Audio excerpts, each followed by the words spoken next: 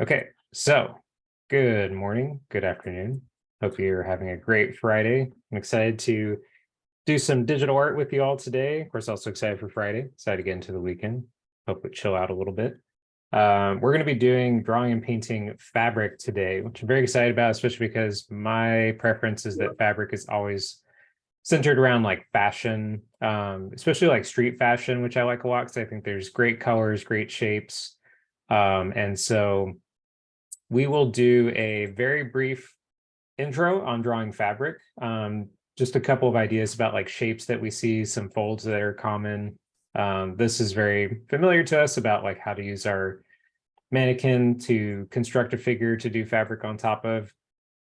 We will have a color talk, which is always great when we're doing a painting lesson. So we'll talk about how to do black and white in fabric, and just to make sure we're always giving that black or white a little bit of color, a little bit of hue. Then we'll do some ideas of texture with fabric when it comes to painting. Here's a little step-by-step. This is more for your reference, just to show kind of the steps of how you could render, how far you could push it. And then today, probably I would say at least through the halfway point of class, with maybe anywhere from like 20 or 30 minutes left. I have this image, I shared it in the Teams chat. I'll also share it on Zoom. I think it'd be super awesome for us to do one of these together, which the idea would be you could actually just choose one of your own to work on in class. And then we could share some of your results, see how far you got, or if you tried a little bit of the painting. So that'll be our in-class demo. So for our in-class drawing, we'll do that. Then we'll check out our homework assignment. And then of course, we'll be on our merry way with 5 minutes to go. So let's begin. I'm going to actually grab one of these pictures. Probably, they're all so cool. Trying to find one that has a little bit of everything. Probably this guy. This guy has quite a bit of everything I need. But you know, actually, I'm going to grab, yeah, this guy's actually even better. Okay, so I'm going to grab this as a little reference down here to talk about while I'm doing the drawing part. Today's one of those great days. If you have questions or something's not making sense, definitely feel free to stop or ask a question, interrupt, make sure you're on the same page as me. Okay. So drawing and painting fabric. First, let's talk about drawing fabric. And this comes from Drawing Creative Practice, which Sol will be fatigued about because Sol just saw this yesterday. But that's okay. The good news, Sol, is that it's actually a little bit quicker in digital arts. Won't be as long. But yeah, I give Sol credit for having the patience to hear some of these ideas again, which is great because then we can pick on her. We can ask her questions directly. So drawing fabric. First thing that I always caution with drawing fabric is just to avoid doing this, to avoid kind of making fabric really, really soft. There's an appeal, as I always say, especially in like cartoon or graphic novel, to do things like this, to put kind of like soft, folds. We are teaching this in the drawing class, so I do like that my student Nora says like ripples a lot instead of folds. It's not bad. It's kind of a similar word. But the first thing we start off with is just cautioning not to be too soft with fabric. One of the ironies of fabric is that it literally is soft. I'm wearing a sweater as we speak, and it feels soft. But it's actually a very like sharp texture. It's a very crisp kind of texture.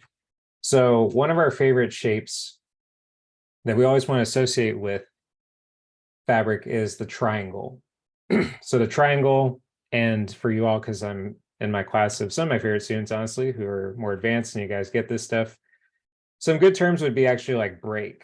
Like you just want fabric to have breaks. So I mean, you want to have these points or corners or sharp turns. Speaking of picking on people, Zaya of all people would be probably the guru of fabric, because Zaya loves all that sharp shape language, all those nice breaks and angles. And that's where we get some of that word from. We want fabric to kind of have these cuts and these breaks that are really sharp. So none of this boogery stuff up here on the top. But instead, we want to see things like this. We want to see fabric have a little bit of a sharper character. Of course, one of my favorite texture words, crispy. We want it to be a little bit crispy. And I've said this once or twice for those of you that are advanced, really into this stuff. You'll come to learn that a lot of drawing and a lot of digital art in particular is sharp. It has kind of like a cut or has kind of an angle because it needs to be deliberate. So meaning when you all as artists or as designers make shapes like this, soft, even make, designs that feel like that. They're very soft. Again, they can be very funny, but they lack a lot of like decision making in terms of like the actual proportion or style, things like that. So big words, like nice vocabulary words we want to hear or we want to see in this work. We want to see breaks, cuts. So maybe we want to see line, with the sound effect, like that, nice little cuts. And then of course, overall, we just want it to be sharp. Last word, a lot of words in here.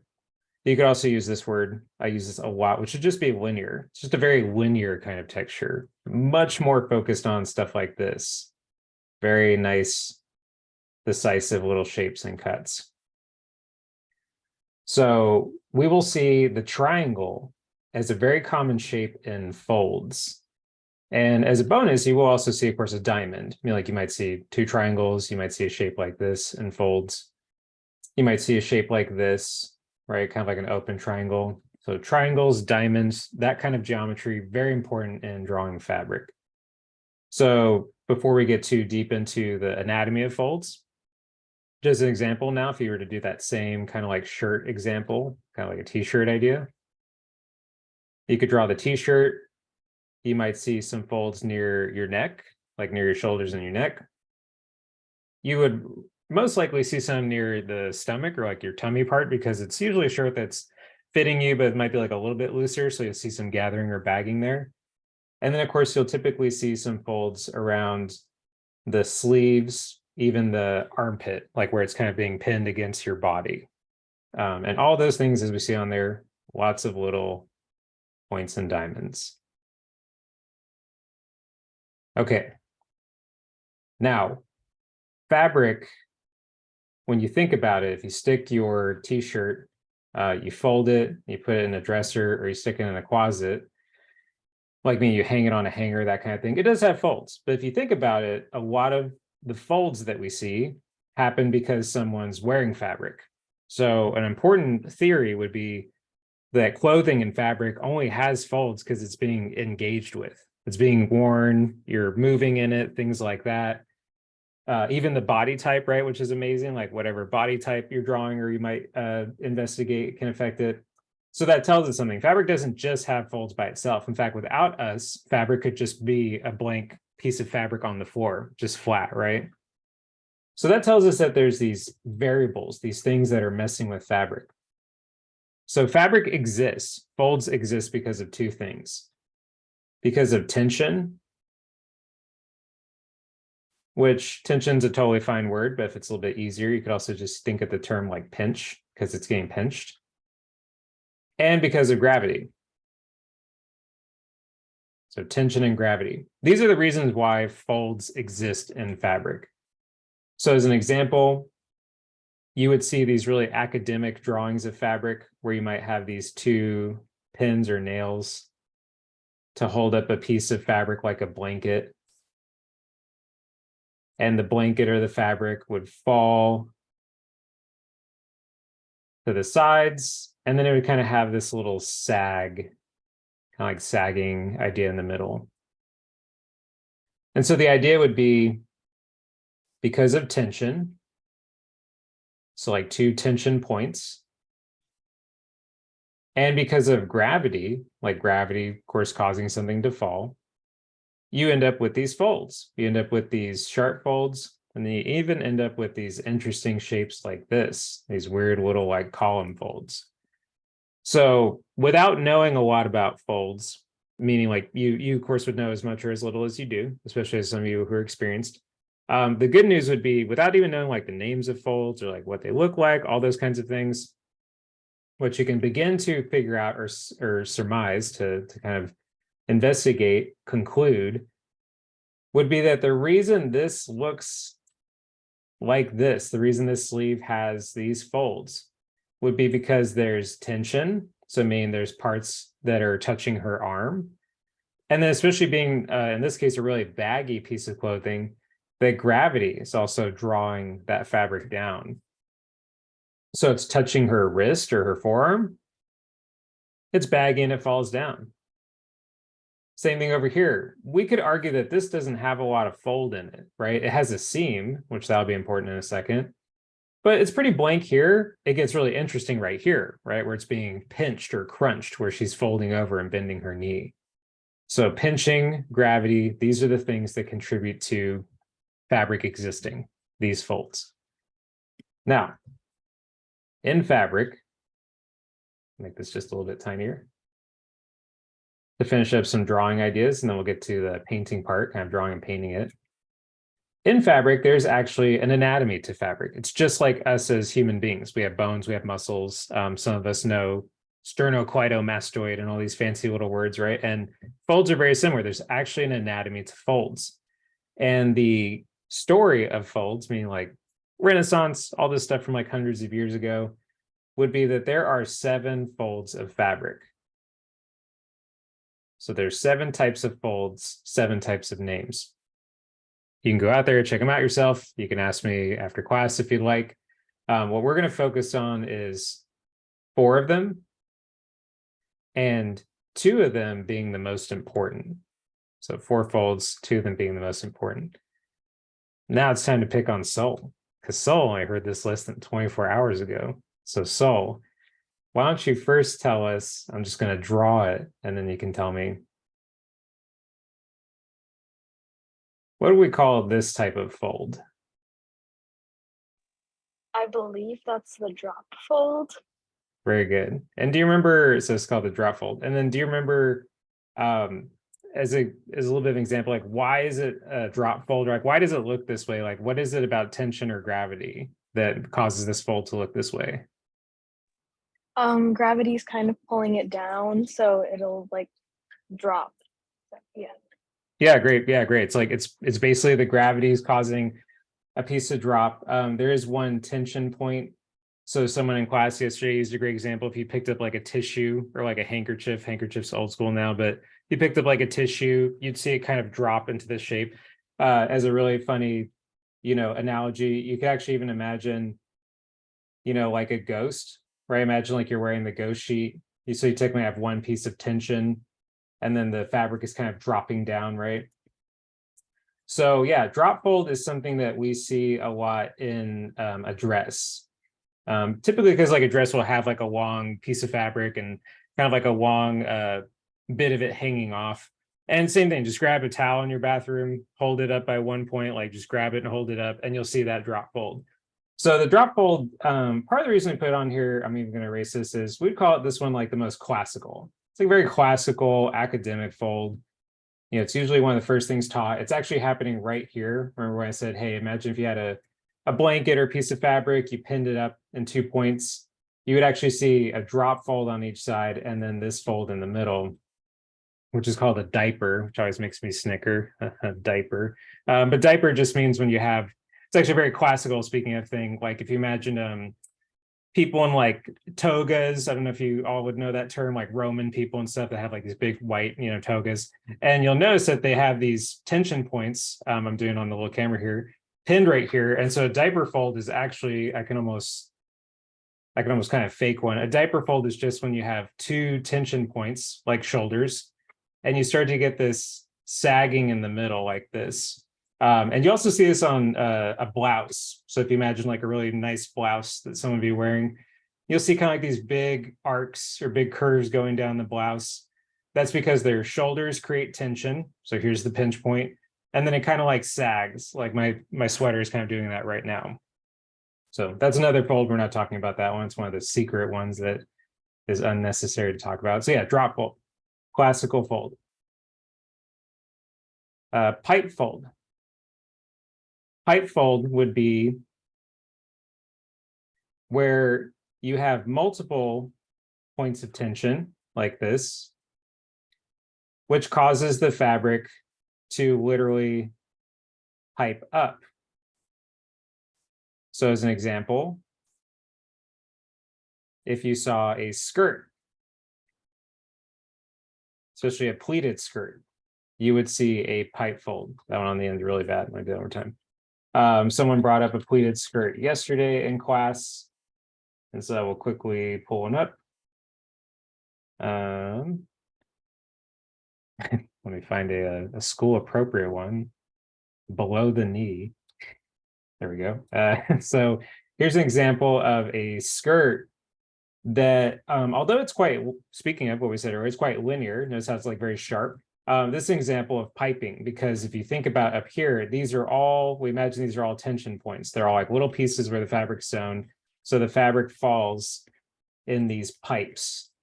So you see this a lot with skirts, and then because you see these folds everywhere in fabric, skirts are cool, but what's interesting is also your shoulder, especially like when your sweater is kind of like falling off your shoulder. It's a little bit hard to tell right here, but you'll also see piping. You'll see like these pipes are like columns, kind of like strips coming down. And so stuff like this here on the right is an example of piping as well. Now, folds, by the way, human anatomy is very strict. Like your skull is your skull, your biceps, your bicep. Folds can be a little bit subjective. Like some of us could truly have debates about like, that looks like a pipe fold. And someone said, I think that might be more like a XYZ fold. You know, sometimes it's very subjective, or it can be a little bit like of a discussion. So that said, do your own work, meaning like if you see a certain fold on a shirt or a sweater or pants, and you think it's one type of fold, someone says otherwise, blah, blah, blah. That will happen. You know, I have my opinions about what I believe is that type of fold. I see a pipe or I see like a drop. Other people might have different ones. So definitely follow these very closely, but at the same time, you can enjoy a little bit of a leeway. You know, people again kind of have debates sometimes about what they're seeing in clothing. Okay, let's get through these last two, then let's get into some painting. So last time to pick on you just for fun, I talked about as a complete drawing loser, as a complete drawing nerd. What is my favorite fold? Sol, do you remember what my favorite fold was? I think I remember the half lock fold. Ooh, here's the other one. Do you remember what the other one is? Oh, zigzag. Very good, yeah. Okay. I can't expect you to keep up with my loser personality, my zigzag fold. The zigzag fold is my absolute favorite fold. And I'm going to put a star on this because these next two, deep down, are the ones you're going to see like a lot. Like you'll see these next two folds I'm teaching you over and over again. The first two are cool, they're classical, but these come up a lot. So the zigzag fold is where especially in your wrist, put on here your wrist or your ankle, you'll see this a lot. I'm wearing a sweater today. I didn't do that on purpose. I'm actually gonna go to the beach in a minute. It's gonna be cold out there, so I got my sweater on, but it's great because again, it shows, just like yesterday, an example of this fold, which is when you have a sweater, especially, and your sweater usually has this little cuff like this. Here's your little cuff. Here's your hand. When your sweater starts to bunch up at the wrist, you will start to see these diamonds and triangles as it's crunching up. And these are called zigzag folds because, as the name implies, they kind of look like a zigzag. They sort of have like this letter Z sort of look to them. And so you see it a lot in your wrist. And if you're wearing jeans, especially like you have a high top or just a shoe that's interacting, like kind of touching the jean, you'll see the exact same thing. You'll notice that at the bottom of your jeans, especially denim, that your jeans will kind of crunch up and make all these little diamond shapes. So here's your high top. So zigzag, and it's just for what it's worth. I know I'm talking about dorking out on it. I just like because I think it looks cool, and because I like baggy stuff. It's like one of my favorite things. It's even like a little bit of the influence of this is I love like baggy clothing because I like all the folds, and then I also feel like it makes the body really powerful looking. You know, we have these people that feel very, honestly, very slight in frame. You know, like they're kind of like a little bit smaller in frame, and then suddenly they have these like huge limbs, right? So I love big folds, big fabric. And so you can see an example of zigzag right here, where you get this crunch, this zigzag shape. Thank you, Rain. So it's got a lot of personality, right? It looks like a starfish. So yeah, zigzag fold, the wrist, the ankle, other parts of your body for sure, but sleeves, the leg of your pants, things like that. That's where you will most often see this crunching, this zigzag fold. And I even said yesterday as an analogy that zigzag fold kind of looks like an eye, if you think about it. Almost looks like little like eyes kind of all crunched together. So very common one. The last one we'll talk about, let's get into some painting. the half lock. Not too hard to remember this one because like the word half, this is where we see folds in our elbows and knees. Elbows, knees, anywhere that's where fabric is bent. So when fabric suffers a strong bend, like it's being bent almost like, turned or twisted or whatever. So as an example, here's a straight arm. And you can see actually some of this interesting stuff, like these are some of the other folds that we're not talking about where things twist, right? But if this was kind of straight, you have this straight idea. And then as soon as I bend my arm, you can actually see right here, I get this very big, deep fold right here, this big, deep crunch right here. And so we call that a half lock. And half lock can happen in other parts of fabric, especially when it's baggy, anytime where it's just starting to get bent really violently. So a half lock you usually see in your elbow or your knee where you're bending. And so drawing wise, it'll look something like this. You could have, let's say your elbow. So your fabric is bending. And usually you'll see like a big crunch, kind of like that. And what I'm telling you as an artist, like as someone who's drawing, is just identify the crunch. That's like what I mean about this fold is when you guys start to draw the folds, here's your little arm. Just try to put like a big recognition of that crunch, and that'd be a really effective half lock. That'd be a totally fine, great half lock. So you see it in your arms. I'll draw this very tiny. If you're drawing, same thing, like a pair of jeans, pair of pants, you would see right here a really big crunch of that knee bending. And why? Let's be real. It's about the fabric bending and crunching. And then also think about how your knee or your elbow is that tension point. So you don't really have a lot of fold in this area because your elbow is stretching that fabric, right? So one side of the fabric is being stretched very, very kind of hard or deep. So you don't have a lot of fold because it's stretched. And then that allows the other side to get really saggy, right? Like it sags, it gets that half lock a little bit more. So no one loves zigzags. Yes, team zigzag. It's the best. Again, there's 4 folds listed here. Half lock, zigzag are the most important ones. There's 3 other ones.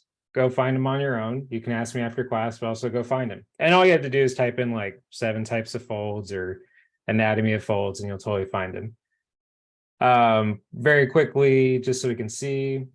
Yeah, here's some this is actually a pretty interesting one because this is such a huge crunch that you're getting a little bit of zigzag, right? You're getting like this really tight zigzag, these tight lines. And then I would argue that the half lock is kind of like about right here. I'll do some white, sorry. It's kind of like right here. So if I was drawing this sleeve, I draw that nice baggy shape. Here's that wrist, kind of smaller part. So here's like the sketch. So I would say, I like this. Like I like that I could do some very tight, kind of like crunchy zigzag. And then I would try to identify, even with like a spot black or like a big shadow, this really deep half lock right here. Like a nice big half lock. Here's her wrist.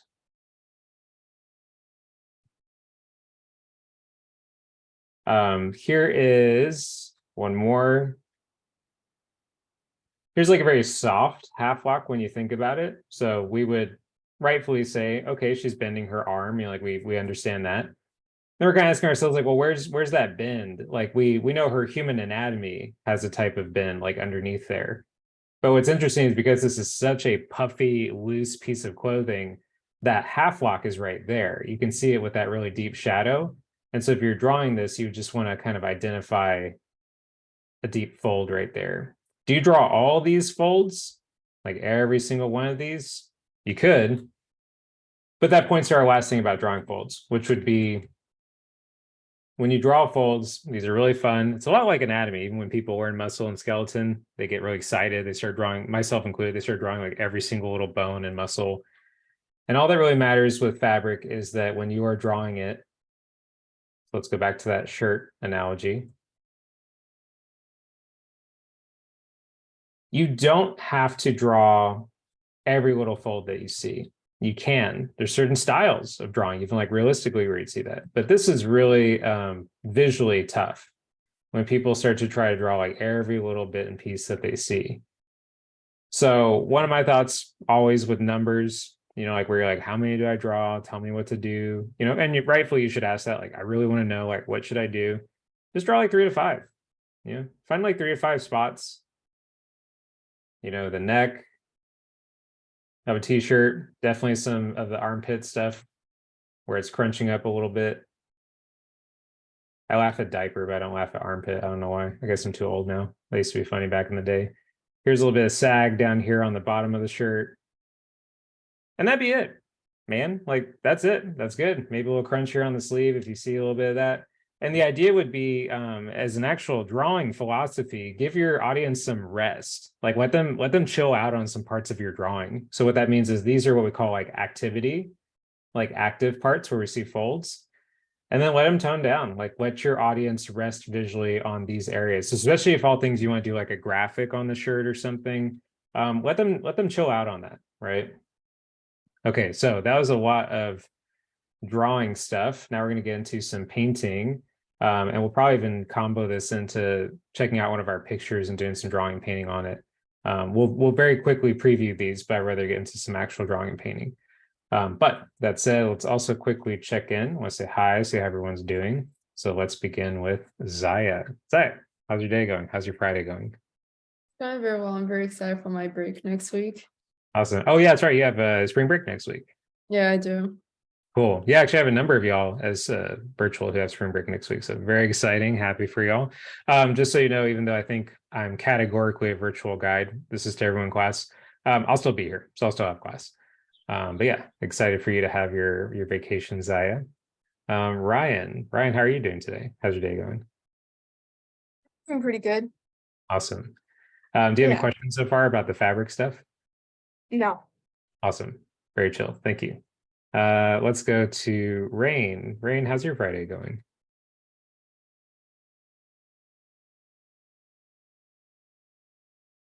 Rain says good. Awesome. Mia, how's your Friday going so far?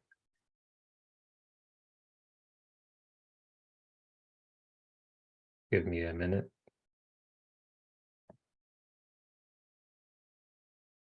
Nolan, I know we talked to you at the beginning of class a little bit. How's your day going so far? It's going good. It's not how expected, but it's okay. Well, there's still time to hopefully turn it around, right? Still got another half of the day. We'll see how that goes. And then let me not forget, last but not least, Soul. Soul, how's your Friday going? It's going good. It's pajama day at school, so. Nice. Very good. I like that. Pajama day. We should totally do a pajama day virtually. We should do a virtual class pajama day sometime. I like that. I think I see Ryan pipe up for that. I like that. Every day is pajama day. That's right. Yeah. Especially if you're a virtual guide or virtual student, every day is pajama day. I 1000% am wearing sweatpants right now. I have a sweater on. I have sweatpants on. Occasionally I'm dressed up. Usually it's definitely a sweatpant. Yeah, I like that. Every day is pajama day. No, Rain says I've been waiting 30 minutes to steal this one room that's finally open. Yeah, I give you guys credit for working in these crowded rooms sometimes where you hear a bunch of noise and everything. I could do that, but I really like working in silence or like kind of focusing on my stuff. So I appreciate y'all that are sometimes in your challenging environments. I really like this. I like this little drawing of eyeballs. I'm going to take this into the next page. I need that to inspire me. Okay, so let's jump right into some drawing and painting of fabric because we're of course about the halfway point of class. I don't want to lose out on that, so literally just going to fly through these real fast. For basically everyone in the room, we all know what's going on right here, which is basically just reinforcement of if you're going to draw someone wearing clothing, drawing anyone. I preach, of course, truly that you should still draw a body, like draw a mannequin, meaning don't just sketch the fabric, but like sketch a little bit of that underneath part, especially those like the bone kind of points, because you want to be able to see where that tension or that gravity might fall off the body. So that's very important. This is not far off from stuff I've said a lot, so I'm just going to say it very quick as well, just so we can get some drawing and painting, which would be there are a lot of cool outfits that are black and white. Oh, no worries. Okay, thank you so much, LJ. And then Sai says the eyeball looks like a little dog. Oh no, I lost my eyeball. Right, there we go. Okay, good. Yeah, it does look kind of like a little dog. So you were going to draw a lot of outfits that have black and white. I, of all people, being very metal, being very goth, have to pick some black, cool looking goth stuff here. And the important thing would be you have to, of course, give this color. You cannot make these things just pure black. So as an example, when I pick this guy's shirt, color picking just for fun, we of course would say this guy's shirt's black. You know, that's really hopefully not too challenging or not too disputable. And then when I pick it, this is actually the color that it is. It's a form of blue, right? And then it's very far from being even pure black. Even if I pick a color like right here and I put it on top of his shirt, it feels pretty dull. And then of course I get to that really what I'd call nuclear option, meaning like that not great option. Here's like pure black and it's just a total void, a total just abyss. So when you do black and white clothing, especially for painting, because this is a painting assignment where we got to paint and color, you got to give it some hue. You got to give it some color. And this is a friendly reminder that when you all do the color cube, which a lot of you have, or it'd be great if you have it, like it's on your program, you can usually find it. It's a good reminder that this is actually what we'd call kind of the danger zone. Like everything on the outside of this red box, so all this stuff here, is danger zone. It's either too high in value, it's too low in value, so I mean it's too bright and dark, or it's too saturated or too desaturated. So when you say, I want to make my character, my figure have black clothing, pick something right here, you know, grab something like right from this corner. And even on Zoom, you can see, hopefully guaranteed, like that looks like black, you're good to go. And what's cool is you can slightly shift this. You can make this more of like a green black. That's one of my favorite blacks. So there's a green black. Here's even like a really warm, kind of like brown, orange black there on the bottom. So if anything, we're driving you to have more of an opinion. Don't just pick black and white, like have an opinion. Say to yourself, I want this to be a blue black, or I want this to be a green black. Obviously the same with the whites. Imagine like snow. Snow actually has a ton of color. It even has like pink and things in it when you go and look at snow, blues, obviously. So when you pick those whites, also pick like forms of white that are just barely green or barely yellow, you know, like a bone white is what we'd call that. Of course, these cool temperatured blue. Here's kind of like a lavender white.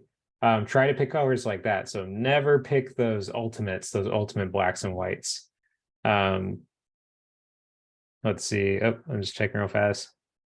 Oh, and it also says literally what I'm doing for homework is black and white. Yeah, so if you don't mind, I'm going to actually color pick from this one. This is a great outfit. Super cool. So she'll love the seam with the bow.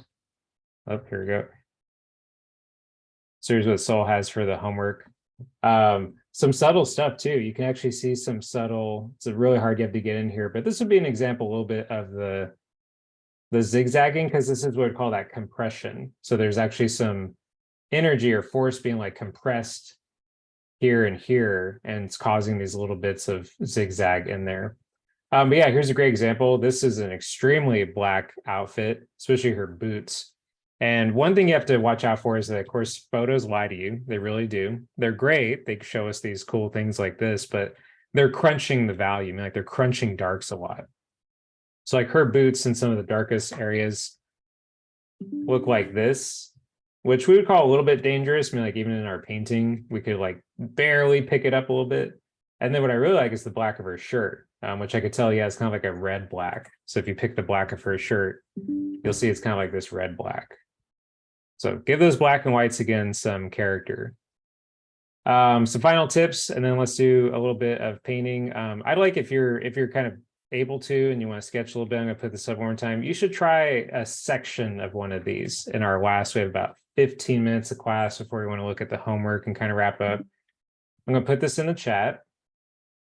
And I would say it's a little tricky potentially to get through a whole section, myself included. I'm gonna kind of pick like a piece. I might pick like the guy's black shirt and do a little painting demo, but pick a piece. If you have access to it, paint us a little piece real fast and drop it in the chat, Teams chat or Zoom chat, and want to see how your fabric skills are looking. Here's some final reminders. I'm gonna leave this up actually while I work. Where's my checklist? Nope, I don't have that one. No worries. Okay, I'm gonna do right there. Zaya says with color and all. Yeah, try to get a little color on there. I'm gonna try to draw just this guy's shirt. I'll start off with my guy right here because it has enough folds that I can look at. So I'm gonna reference this one. And I'll use this as a means of talking about these tips about fabric. So first, let me start with just a little sketch. Now for your homework, which we'll talk about in just a bit, I will stress that you could draw like the person, like you could draw their face and stuff, but it's definitely a fabric painting assignment. So if you want to do something like how this looks on the far right, where it's just like a blank head, you can do that as well. I want you to be excited about like drawing the dude or the gal, like definitely draw people, but you can focus on the clothing for the actual homework assignment. So just leave this as a little mannequin head as you want, or if you want rather. Okay, so I'm going to draw this shirt and that'll give me some time to talk about some painting tips, some final ideas with fabric. So here's my little sketch. This is what I mean where I'd say I still think you should draw a little bit of that structure. You know, even if you're doing some of that pillow idea for anatomy, I would still draw a little bit of the structure. Imagine what this person looks like on the inside underneath. And that way it guides some of that fabric for you. I just realized this guy is every art student's dream. He has no hand. You don't have to draw the hands. You don't have to put them in the pocket. You don't have to put them behind the back. I can't tell you the number of fascinating creative ways I've seen students hide the hands of the characters so they don't have to draw them. This guy's perfect. He's just got the hands sucked into the sweater. He's wearing he does have like a bag. I can see he has like a strap, which is causing some pretty wild tension in his shirt right there. So I'll be interesting to put that on there. So I would still draw a little bit of body, and then of course to sketch some of this fabric. I said this in the drawing class yesterday when the soul's in there. I don't say this too often, but I would actually truly start with a lot of the outside shapes of the fabric. So for those of you who've drawn long enough with me, you know that I'm actually quite interior. I kind of move from the inside out. I do like the engineering or structure and then pull away, but I would kind of gesture like the large shapes of the fabric, which means kind of gesture the outside of this. This fabric has a very interesting example of piping in his sleeve. So we talk about piping as like in a dress or a skirt, but he definitely has piping in his sleeve, which is cool. It's nice to see. One of the coolest things that art and drawing can hopefully do for you is it literally makes everything cool. Like just someone's like elbow, the way like someone turns and looks, like how their jeans look or something, like just the knees, the ankles of their jeans, you'll be like, wow, that's really cool. I like that shape, or I like how that looks. That's one of my favorite things about art is you actually just become more aware of the world. The world becomes a lot more interesting because everything visually is super cool. And then even though I'm teaching a class and I'm trying to help or guide you on certain things, just you also get your own opinions. Like whatever you like and don't like whatever you don't like, you know, pick things that you actually really like. And in a class like this, we do have some stuff that we have to do or we have to like reinforce, and that's why we all do the same thing. But this is an example of assignment. You can absolutely pick whatever fabric or outfit you want. As long as it's a photo, like as long as it's realistic, it's a real person, and then as long as it's full body. We'll talk about the homework in a second, but that would be an important one too. Is we do want you to try like an entire outfit, like head to toe. So here's a little bit of my sketch.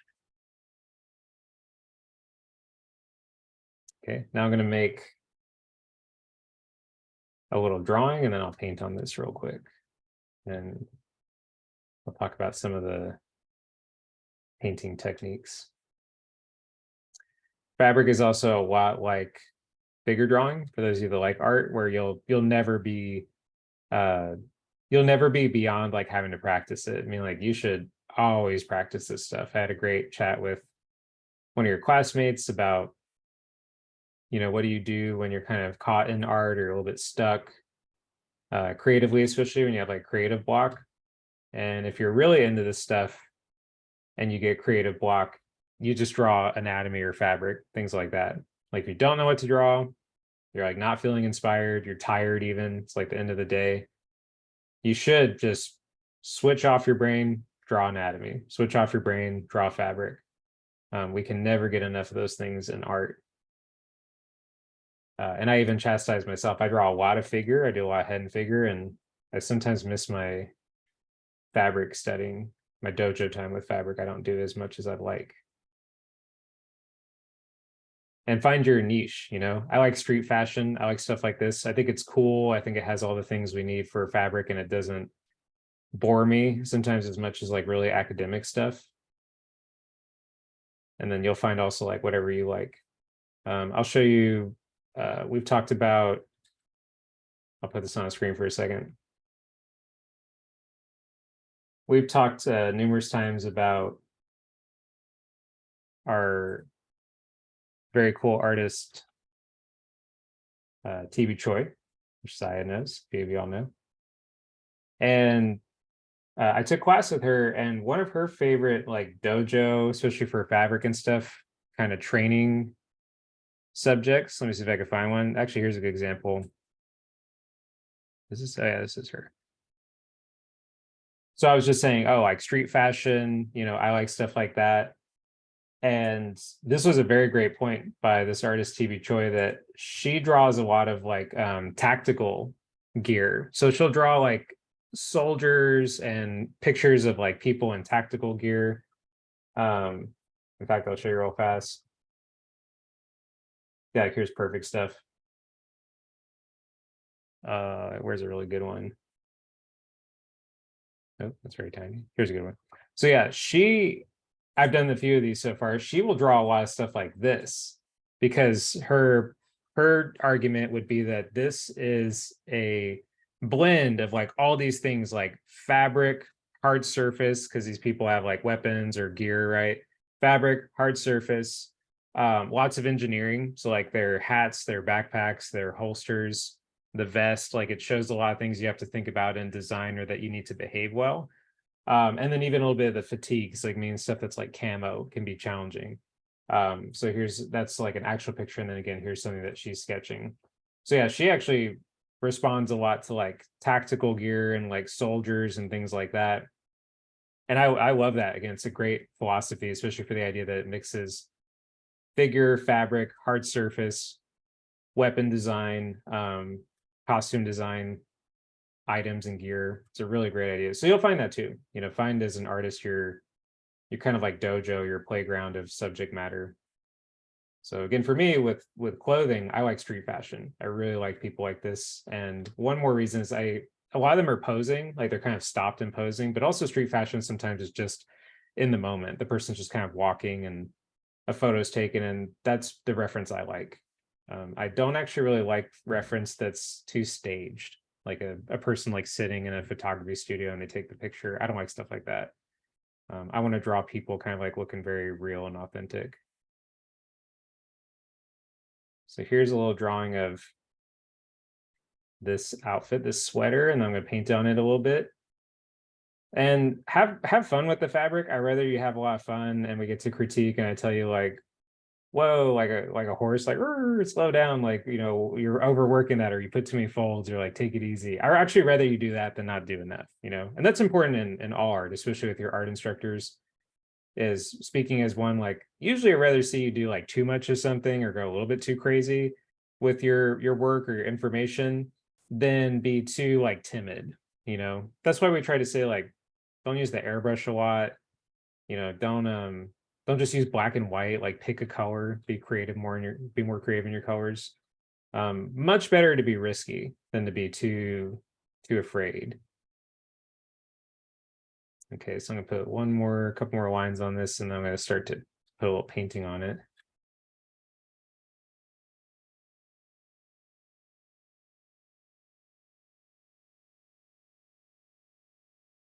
Here's his, I'll put his head on here. Okay.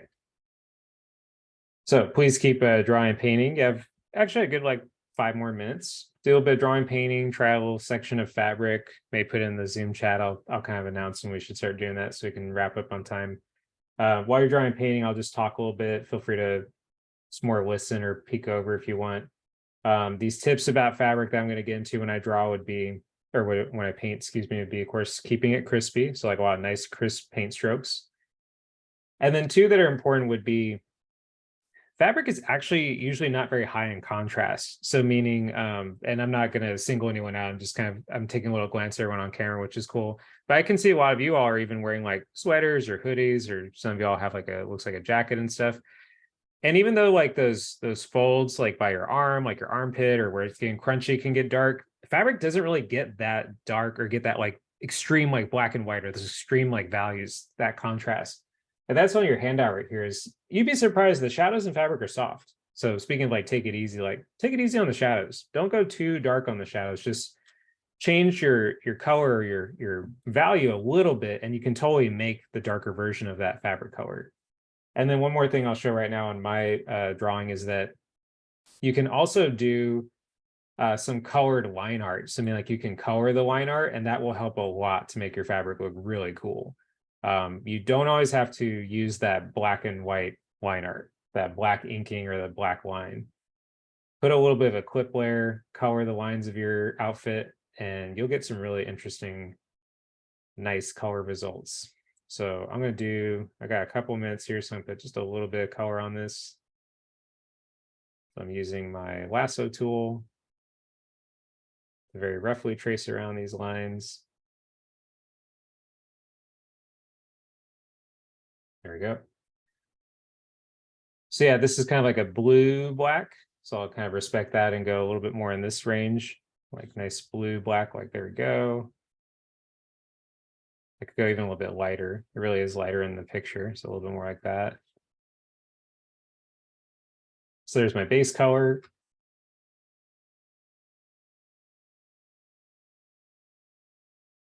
Just like you would with skin or like a figure, you could use a multiply layer for shadows. I'd like to think for some of you that are, again, like a lot of people in this room or people that are into this stuff, you could totally start to pick those colors a little bit better. And remember waterfall, you know, you don't have to use a multiply layer. You could pick the color that you have on there, move the value down and to the right, do that waterfall idea, and that'll give you a nice shadow color. So here's a little bit of shadow.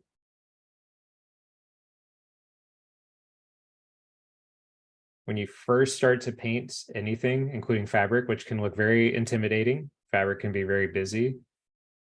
Just try to do your one shadow, your one highlight. Keep that value really simple. Don't worry about like lots of variation of shadow and highlight. You want to make a very simple statement with light at the beginning. You paint on it for a long time, you want to make it look really cool. It's like, oh, it's super sick. It has all kinds of like detail. Yeah, go for it. But deep down, one shadow, one highlight, that can tell you so much in the artwork. That can really give it a lot more readability than when you put too many values, too many highlights. Okay, let me see. Yeah, oh yeah, nice, very nice. No one has one. So we have about 5 minutes left. I would recommend if you are able to share a little bit, you could put in the Teams chat like Nolan did. You could put in the Zoom chat or Teams chat. Nolan, I see your message. Don't speak good. It's just a sketch. That's fine. First of all, this is actually very cool. Truly, like I'm not even buttering you up. This is a pretty nice little sketch. Good color. I like all that linear quality. I like all this identification of like this stuff in particular. Yeah, very cool. Again, nice and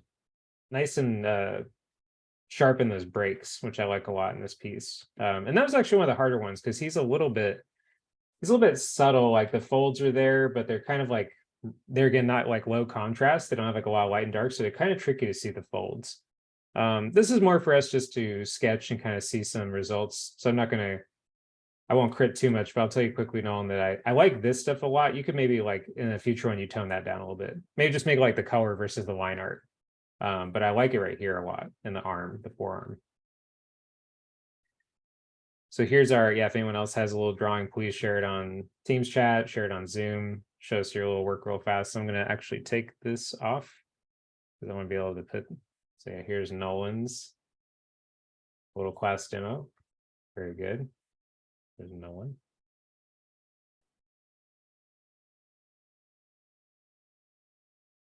So here's my demo. I'm going to color the line art. So this is a black outfit, so I shouldn't make the line art really like, I shouldn't make it red or something, but I will make it kind of like a different form of black.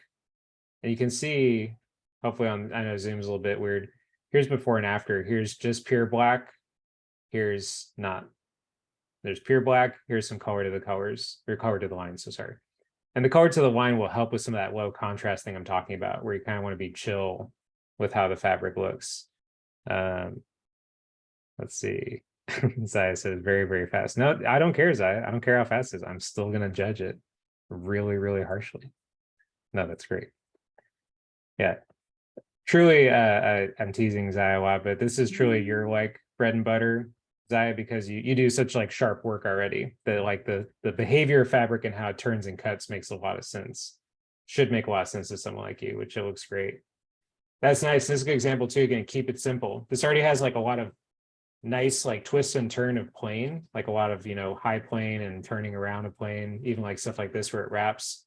And you did it with very little like variation of the color. That's what we want. That's that simple statement idea. Yeah, very cool. There's Zaya. Very nice. Really, really nice example.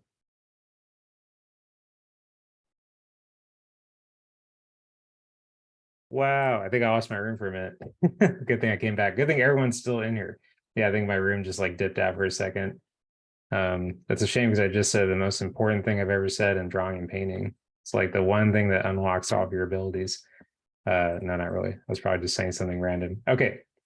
So yeah, I think actually what I was saying before it got cut off was, yeah, as you can see, even from Nolan, from Zaya's piece, from myself, we all have, you know, very different approaches, but a lot of those fundamentals are the same, or we're trying to communicate those same fundamentals.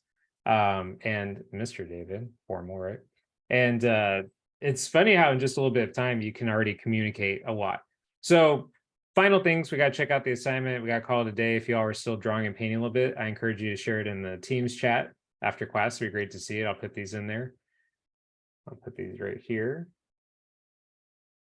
But yeah, final thing would be if you get into some painting, truly like me, like do a little bit of painting on top.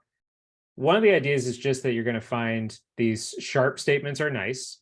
There are moments where it will kind of fade or turn. That fabric kind of turns really soft. And so you could get that soft brush, like one that has a little bit of a softer edge, and you can fade some of those edges out. Anywhere where you see that soft turn, like truly see the turn of the fabric. So as an example, this stuff here in the collar, I identified it, but maybe now I kind of tone it down with a little bit of edge. And one of the reasons I genuinely didn't talk a lot about this is because you could spend the last almost like 5 or 10 minutes of a piece doing these just little edges, and that would be enough. I don't think you actually have to render a whole lot. You can go for it if it's something you're doing in your own work right now, like you're able to render and like push, but I would prefer, even as these sketches look, just really simple direct statements of the fabric. Here is one more. Wow, very nice. Yeah, I'm gonna put this up real fast, and then let's look at the homework, and then we gotta duck out of here. I see my time. But here's LJ's piece. Thank you so much, LJ. That was great. Great drawing, great crispiness, that linear quality. That's already looking super good on there. But here's LJ. Yeah, please share these in the Teams chat later if you get a chance. All right, we gotta go. Let's look at our fabric assignment real quick. We'll just open it up. Oops, where is it? Oh, I think I have it on the wrong thing. Okay, there we go. I gotta hurry. We're on our waning seconds, our final seconds of class. We gotta go. There we go. Okay. So, as we always say, with our proverbial drum roll, meaning after looking at fabric, talking about it, getting a little bit of handouts included on this assignment card. Your assignment is create one complete outfit based on the provided reference, or you can choose an alternative image. All that matters is that the reference in the painting must be realistic. So it means get a realistic photo, and then do try to paint a little bit realistically, because we're kind of going for behavior stuff, like the true, like, behavior of fabric. You don't have to draw a person. So again, you can draw a blank face and blank shoes or hands, but just draw the full outfit itself, head to toe. One complete outfit painting. There's a video if you ever want to watch a video of it being put together. Choose one of these pictures, and then last but not least, if you choose your own picture, do attach it to the card. It's always great for us to see the photo so we can compare it when we're doing the critique. Okay, I know virtual school. I know you guys are off next week. Speaking of, I did assign it to you, but take your time with it. If you're on spring break, actually respect your vacation a lot. So if you're on vacation next week, take your vacation, enjoy life. For the rest of you, we'll continue to torture ourselves with more and more artwork, beginning with a critique next week of these fabric assignments. Let me know if you have any questions. Have a great weekend. I'll see you guys soon. Thanks so much. See ya.